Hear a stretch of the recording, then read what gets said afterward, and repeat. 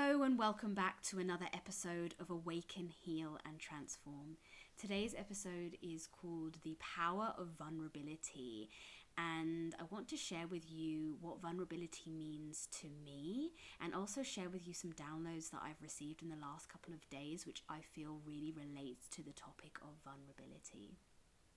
So firstly, let's look at the word vulnerability, because I feel like the definition of vulnerability has a very different depiction to each individual.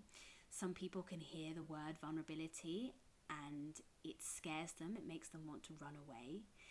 Whereas others hear the word vulnerability and they accept it, invite it in, and utilize it in its form as a key for connection and authenticity with self and others. And how I see vulnerability is really that of a roller coaster. So if you can imagine the fastest roller coaster in the world with the most upside down loopholes, and there's a real chance here that shit is gonna hit the fan, but yet you are so excited to experience the ride of the roller coaster because you have heard that when people have been on it and they've come off, they feel euphoric and it's just super invigorating. And that's how I see vulnerability. It's really, really scary, but yet so rewarding, more than you can even realize. But yet often the fear we have around vulnerability can hold us back so much that we don't even try to be vulnerable. Now, I feel and I know that I struggled with vulnerability massively in the past, and I always wanted to be bold and go out there and be vulnerable, but every time I was put in that position, I would just get cold feet and shy away and turn away. What I've really come to the realization of is that the reason why I was unable to be really vulnerable with everyone else was for a few reasons, actually. Firstly was because I was so fearful of being vulnerable that I put on a really, really strong front that everything was okay in my world and I was the strong one. I could get past everything, even if it was challenging. I seemed to be resilient enough and bounce back. So firstly, I put on this really, really strong front. But secondly, I was not willing to be vulnerable with myself, truly vulnerable with myself. And therefore that stopped me from being vulnerable with others, because I didn't know how to be vulnerable with others because I hadn't fully embraced and accepted being vulnerable with myself. So being vulnerable with myself to me means being completely open with who I am, accepting all the aspects to who I am as well. So that includes the light, the dark, and the everything in between. Understanding that I have a serious side, I have a playful side, I have a responsible side, and they are all parts of me integrated as a whole. Not that I have to present myself as the serious person in this particular situation or the responsible person in this particular situation, but in fact integrate all of those aspects of who I am and allow all of those parts of me to be seen. Once I have fully accepted them myself, I am no longer afraid of allowing those aspects of me to be seen.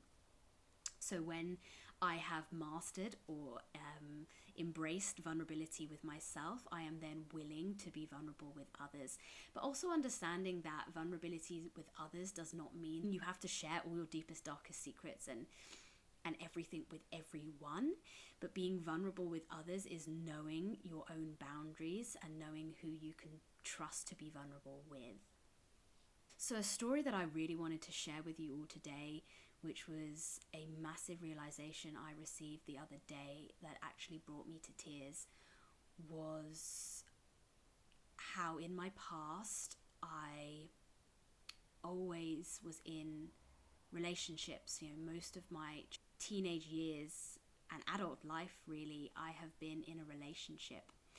And the realization that came to me was viewing myself from such a space of love and compassion.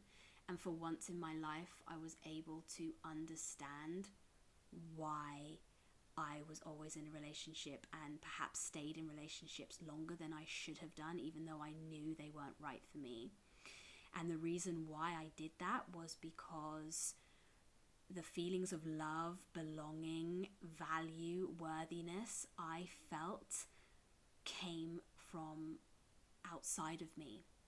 So I seeked for those feelings externally because that's where I believed they came from. I did not believe that I could feel love for myself, that I could feel worthiness for myself from myself. I believed, and I truly did believe, that in order for me to feel that way, somebody else needed to make me feel that way. And for the first time the other day, which brought me to tears, was actually seeing that person who had that belief of needing validation from others and thinking that love only came from outside of me, and actually understanding that part of me or that person or that younger self from a place of love and compassion, and really just understanding that it wasn't her fault that she had this belief. It came down to codependency and a learned behavior that I had and saw growing up. And therefore, I felt that somebody needed to make me feel enough for me to feel enough. But equally, it was never fulfilling. It was never fulfilling because I was lacking that within me. And that was because for me at that time, being in relationships, I was distracting myself from ever looking at who I was and distracting myself to really being vulnerable with me. I completely suppressed my own vulnerability out of fear of not being accepted and fear of not receiving the external validation that I wanted to receive. And I feel like in society we are taught to go by external validation. Like if you think about our educational system, we do a piece of work, we hand it over to the teacher, waiting for that external validation of whether we get an A, B, C, or D in our work that we have done. And so just something as simple as that, we take that on with us for the rest of our lives, where we look up to a manager to tell us when we've done a good job, when we look up to someone, we're always looking up to someone that we think is of a higher authority than we are to confirm or validate what we've done is good or bad, in that idea of, in the society's view of good, of the fact that good and bad exists. But what really is good and bad? Who defines what good and bad is? And really we are all just equal. And in society we're viewed to see things as a hierarchy system, and that is where we get this learned behavior of seeking external validation all the time. And even with social media and everything that's been created, it's all based on external validation and approval from others. And yet what we end up doing is creating things that we know will be approved by others, but are we actually showing up authentically to who we are and actually saying what we want to say without any fear of someone, going to have an opinion? Everyone is going to have an opinion of how you think or whatever, because we're all entitled to our own opinion, but that shouldn't have to firstly scare you off for even sharing your opinion, but secondly shouldn't even sway your opinions. You know, we can all be open to understanding different perceptions of reality, and that's amazing. But it does, and we can even take on aspects that we seem to like, you know, and embrace it for our own. But it doesn't mean that our original opinion or original thought is disregarded or not valid just because someone else isn't agreeing with it. So this is kind of something massive that I feel we really, really need to sway away from, is this external validation. Because if we are so concentrated on receiving external validation, we are distracting ourselves from being who we are and showing up as ourselves authentically and vulnerably, because without realizing, we are actually acting in a way that we know will be able to receive the external validation that we are looking for. The next thing I really want to touch on is when we hold on to the roles and identities that we have put on ourselves and expect of ourselves, and in turn have created this perception of who we are to others, that then they expect us to be that certain way. When we hold on to those roles and identities and all those attachments, what we're really doing is creating so much pressure ourselves to be something that we actually really cannot live up to, because it's not who we are, and we're always going to feel forced to put on these personas that aren't who we are, because we are hiding behind not wanting to be vulnerable and actually just stating, you know what, this is how I'm feeling, this is how I am, and just allowing that to be. But we can't truly do that unless we are willing to accept ourselves.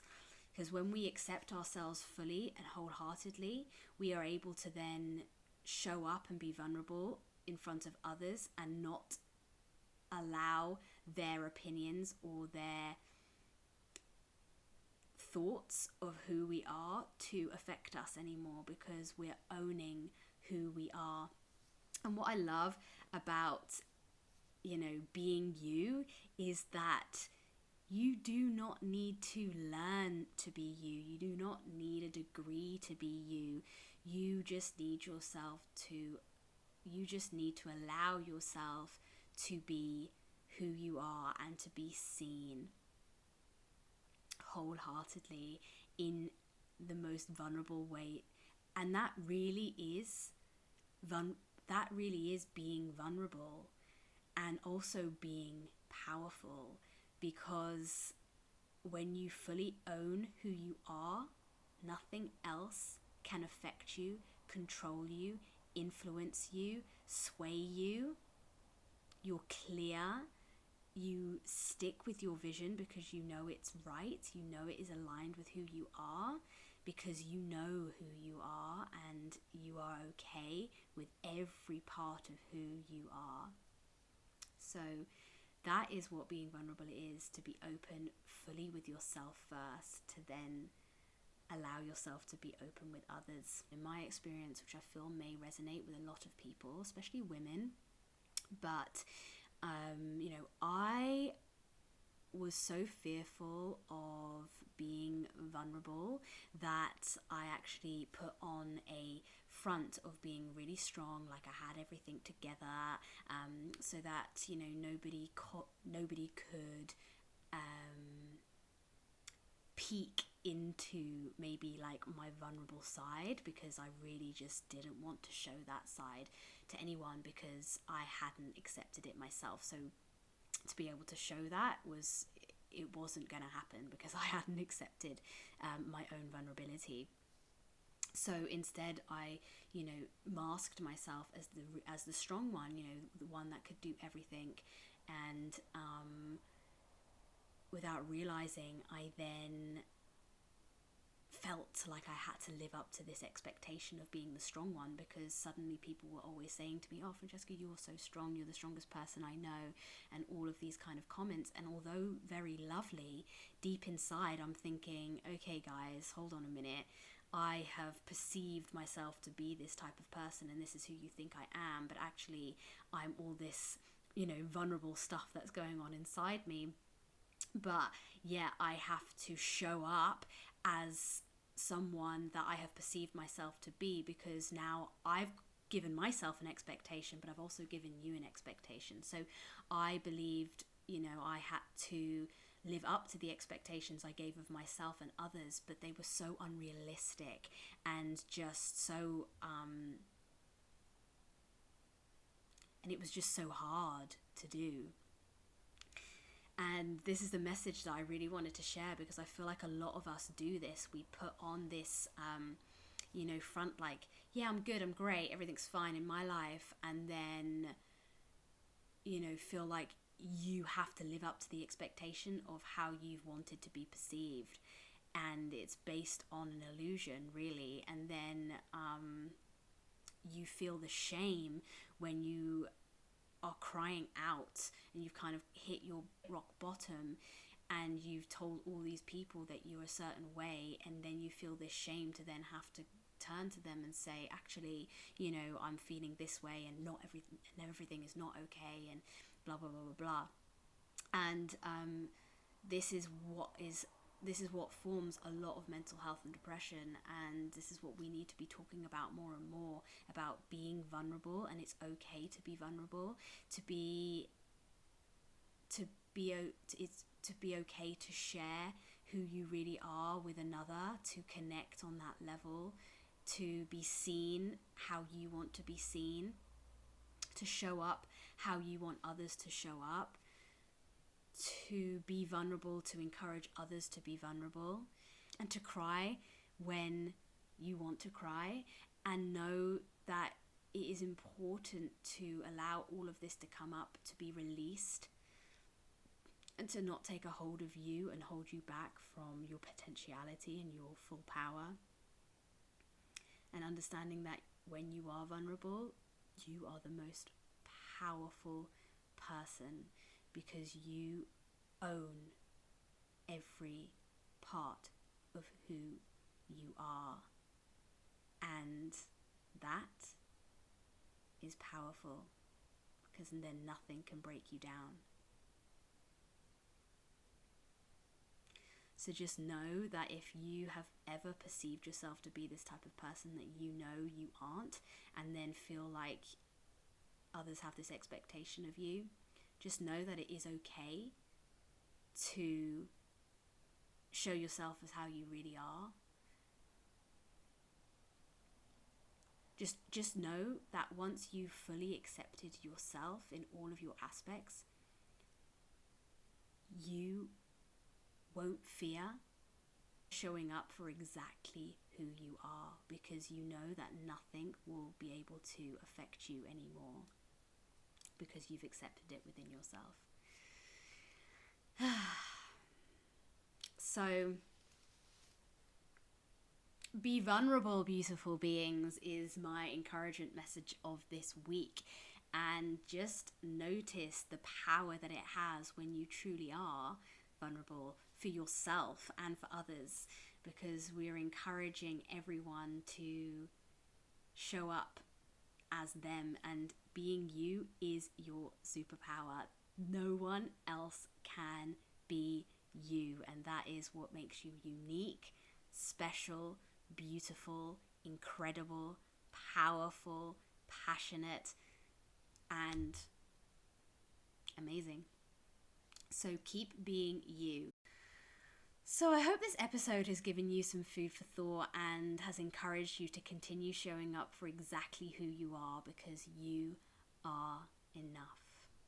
And if you've enjoyed listening to me, then I would really appreciate if you would like, subscribe, and drop a comment in the comments box below with a heart, affirming that your vulnerability is your power.